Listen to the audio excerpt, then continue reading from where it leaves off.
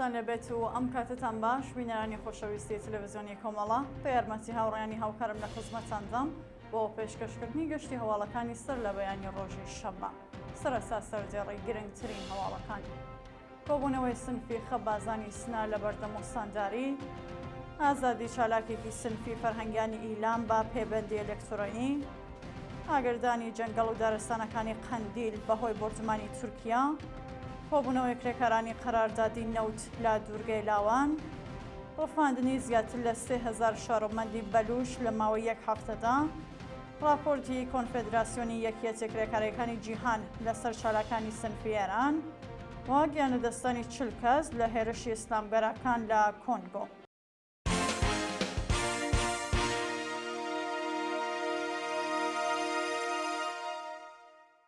درێژی هەواڵەکان کۆبوونەوەی سنفی خەبازانی سنا لە بەردەم ئۆستانداری بەپێ هەواڵی گەیشت و ڕۆژی هەینی 25 جۆزەردان سنفی خەبازان و کرێکارانی نانواخانە لە ناڕزایەتی بە دۆخی خراپی پیشەی و معیشەتی لە بەردەم ئۆستانداری کوردستان کۆبوونەوە بە وتەی کرێکارانی ناڕازی نزیک بە 3 ساڵە کە نرخی بیمە و هەزینەکانی ژیان دەڕواتە سەرەوە بەڵام حەقدەستی کرێکاران هیچ گۆڕانکاریەکی بەسەردا نەهاتووە.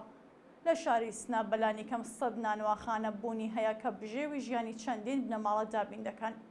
گرانی نرخی گاز، بەرق، ئاو، بیمە، کرێدۆکان، ئاردی ئازاد و هیتر تەنگی بە خاوەن نانواخانەکان هەڵچنیوە و دەڵێن ئەگەر کێشەکانیان چارەسەر نەکرێت ئەوە ناچارە بن دوکانەکانیان دابخەن.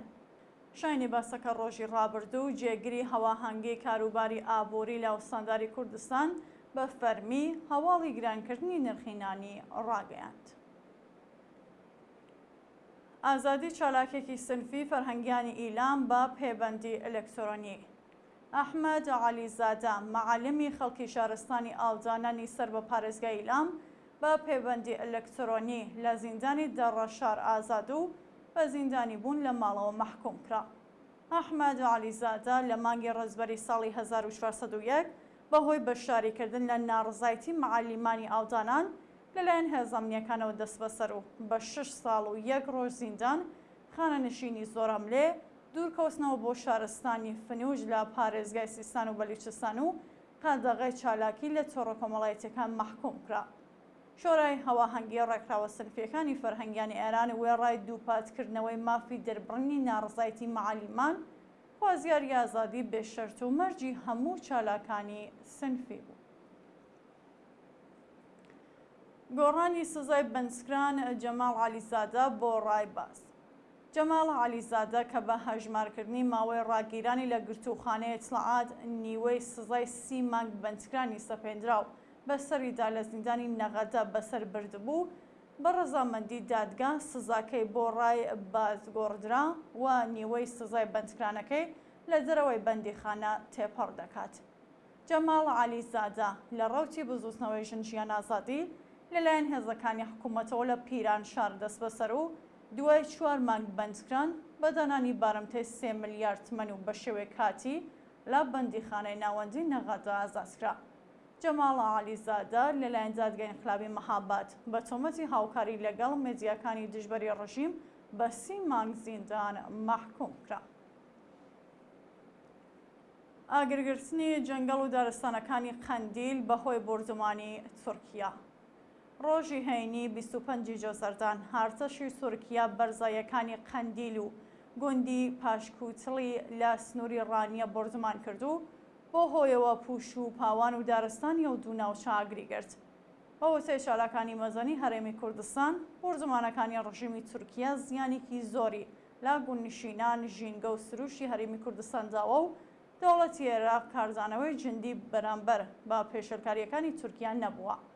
بەپێی ئامارەکان دەیان گوند بەهۆی هەرەشەکانی تورکیا چۆڵکراون و ساڵانە چەندین هاوڵاتی مەدەنی لە بۆرجمانەکانی تورکیا دەبنە قوربانی. کۆبوونەوەی کرێکارانی قەراردادی نەوت لە دوورگەی لاوان.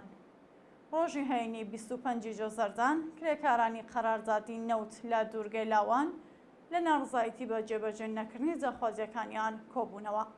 کرێکارانی قەراردادی نەوت خوازیاری وەلانانی سەقفی هەغدەست وەلانانی ئاسنگیەکانی بەردەم سەنەواتی خانەنشینی، وەلانانی جیاوازی، گەڕانەوەی ئەو بڕەپارە لە ساڵانی ڕابردوو وەکو باج لەسەر حەقدەستەکانیان کەم کراوە، وەلانانی بەڕێوەبەرانی ناکارامە، جابینکردنی بیمە و ئیمکاناتی ڕفاهی و بەکردەوە دەرهاتنی تەواوی مادەی دەی ئەرک و بەرپرسیارەتی پێرسۆنەلی نەوت بوون. ونبوونی سێ کەس بەهۆی هاتنی لافاو لە جادە چالووس. شەوی پێنجشەممە 24 جۆزەردان بەهۆی بارینی لێژمەی باران و هاتنی لافاو جادەی چالووس داخرا و سێ سەرنشینی ئۆتۆمۆبیلێک ون بوون.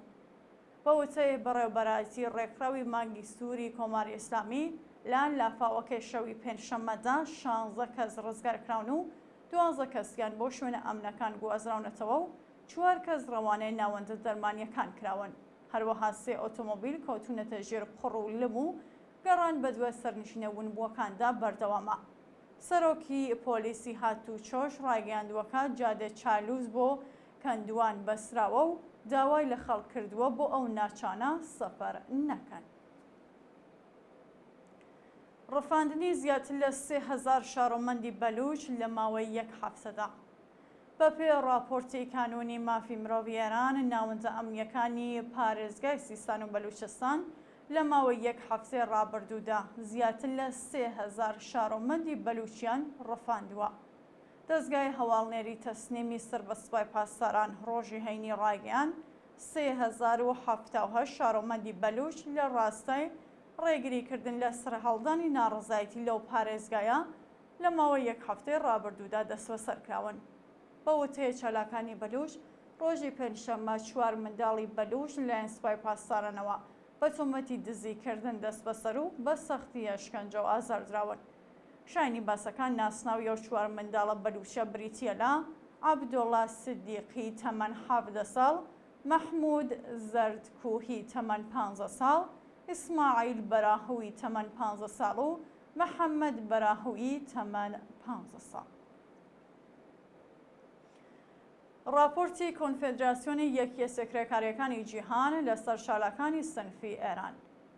کۆنفێدراسیۆنی یەکیە سێکرێکاریەکانی جیهان ڕۆژی هەینی 25 جۆزەردان راپۆرتی ساڵانەی خۆی بڵاو کردەوە ڕایگەیان ئێران لە نێو ئەو وڵاتانە جێگرتووەکە مافە سندیکایەکان پێشێل دەکەن. لەو راپۆرتەدا هاتووە 44 چالاکی سنفی فەرهەنگیانی ئێران بەهۆی دەربڕینی ناڕزایەتی دەست بەسەرکراون بە سەدان معەلم کە خوازیاری بە فەرمی ناساندنی ئازادی و مافە سەرەتاییەکانیان بوون لەلایەن دەستگای قەزایی و ناوەندە ئەمنیەکانەوە سەرکۆچکراون. معەلیمانی دەست بەسەرکراو مافەکانیان پێشێل و لە دەستڕاگەیشتنەوە پارێزەر بێبەشکراون. تۆمەتی ناڕەوە و ساختە خراوەتە پاڵ دۆسیەکانیان و ئەشکەنجە و ئازاردراون. سەپاندنی سزای زیندان بەسەر چالاکێکی سیاسی دژبەری دەوڵەتی چین. هۆنگ ژوکین ڕۆژنامەوان و چالاکی ناسراوی بزووسنەوەی میتو لە چین بە تۆمەتی هەوڵدان بۆ ڕووخاندنی دەوڵەت لەلایەن دادگای کوانگژوو بە 5 ساڵ زیندان مەحکوم کرا. بەپێ راپۆرتەکان چالاکێکی کرێکاریش بە ناوی وانگ جیانبینگ هاوڕێ لەگەڵ ژوکین بە هەمان تۆمەت بە 3 ساڵ و 6 مانگ زیندان مەحکوم کراوە. ئەو دوو چالاکە سیاسیە پاش بە ڕێوەچوونی کۆبوونەوەی گوانگدونگ کە بۆ گەنجانی چینی ڕێکرابوو وەتیادا لەسەر بابەتی سیاسی قسەوبەست دەکرا دەست بەسەر و دەستگای قەزایە وڵاتە هەردووکیانی بەهاندانی خەڵک بۆ ڕووخاندنی کۆماری کۆمۆنیستی چین تۆمەتبار کرد. دووە هەواڵ گیانەدەستانی 40 کەس لە هێرشی ئیسلامگەرەکانە لە کۆنگۆ. ڕۆژی هەینی 25 جۆزەردان گروپە ئیسلامگەرەکان لە وڵاتی کۆنگۆ هێرشیان کردە سەر ناوچەی لۆبرۆ و 40 کەسیان کوشت.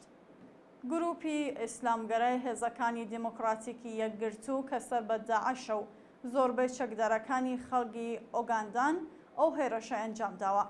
چەکدارانی ئەو گروپە پێشتر لە گوندی مەسیحی نشینی ماسالا سەری 6 کەسیان بڕی بوو. ئەو گروپە لە ساڵی 92 زاینی دروستکراوە و تا بە ئەمڕۆ بەرپرسیارەتی قەتڵی هەزاران کەسی لەستۆ گرتووە. شایانی باسەکە لە سەرەتای مانگی ژوئانی ئەم ساڵەوە تا بە ئەمڕۆ نزیکەی 150 کەس لەلایەن ئەندامانی ئەو گروپەوە کوژراون. بینەرانی خۆشەویست هەواڵەکانتان پێشکەشکرا هەر شاد و ئەست.